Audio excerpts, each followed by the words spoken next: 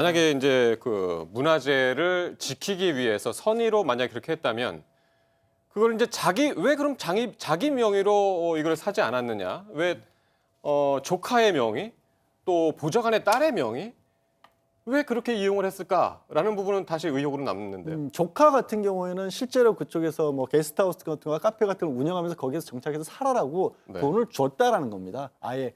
그리고 그 1억 원 가량을 줄 때 증여세도 그러니까 1억 원을 줬으면 증여세가 한 40%가 내잖아요. 그것까지 다 손혜원 의원이 줬다는 거예요. 손혜원 의원이 자녀가 없어서 평소에 거의 이제 어머니처럼 이렇게 했었고 예. 또 자산이 좀 많이 있으신 편은 맞는 것 같습니다. 그래서 실제로 들어가서 일을 하고 있고 지금 이제 투기 의혹이나 이런 부분들에 관해서 손혜원 의원이 또 한 가지 반론을 제기하는 게 저 과정을 2017년부터 일일이 다 본인의 SNS에 사진 찍어서 올리셨어요. 내가 목포에 가서 여기를 사고 있고 조카가 여기 내려가서 무슨 활동할 것이고 이런 예. 것들을 다 공개를 했는데 거기에 압력을 넣어서 문화재 지정 거리를 하고 부동산 투기를 할 거면 그렇게 네. 하기는 좀 어렵지 않을까 싶어요.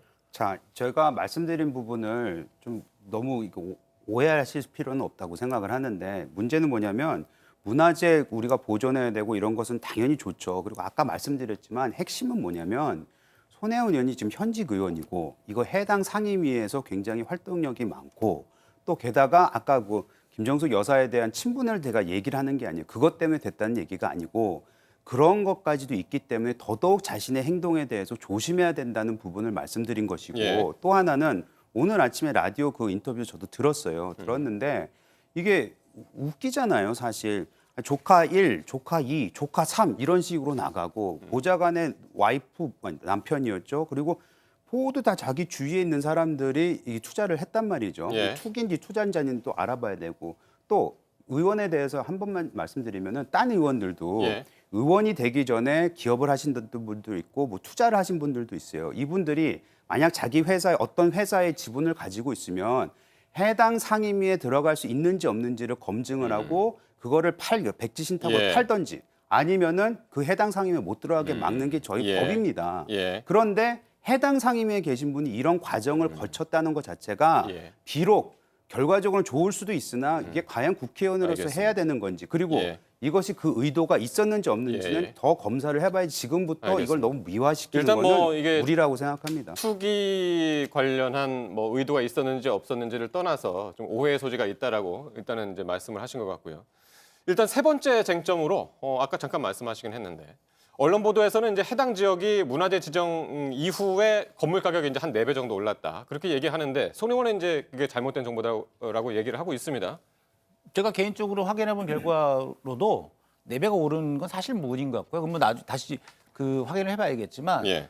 거래 자체가 거의 없다고 합니다. 그러니까 손혜원 의원이 그것을 매입하면서 한두 건 여러 사람이 더 산 게 있을지 모르지만 그 이후에 저거를 매입해 다시 되팔아야 투기 목적을 달성하는 거잖아요. 예. 그러지도 않았고 현재 그것이 몇 억인지 모르겠지만 뭐 8,700만 원, 1억 2천이 됐는지 모르겠지만 그 1억 2천 주고 살 사람이 없는 거예요, 거기가. 예, 예, 예. 내가 거기 가서 카페를 한다, 게스트하우스를 한다, 내 삶을 거기서 영위하겠다라는 사람 아니면 거기서 가가지고 구로 1억 얼마를 돈을 투자해서 다시 살 사람은 없어요. 네. 제가 볼 때는 투기 목적이라고 하는 건 아니라고 근데 봅니다. 그거는 그렇게 말씀하시면 안 되는 게 그렇게 따지면은 서울의 아파트 20년 전에 30년 전에 사셔가지고 몇 천만 원에 지금 수십억 돼 있는 아파트들 그분들이 투기 목적으로 산 거 아니지 않습니까? 그럼 투기라고 안 그러죠. 그렇죠. 근데 그럼에도 불구하고 지금 우리 사회가 그거를 투기로 몰고 가고 있는 부분도 없지 않아 있잖아요. 그렇기 때문에 일반인한테도 그렇게 잣대를 가져다 대는데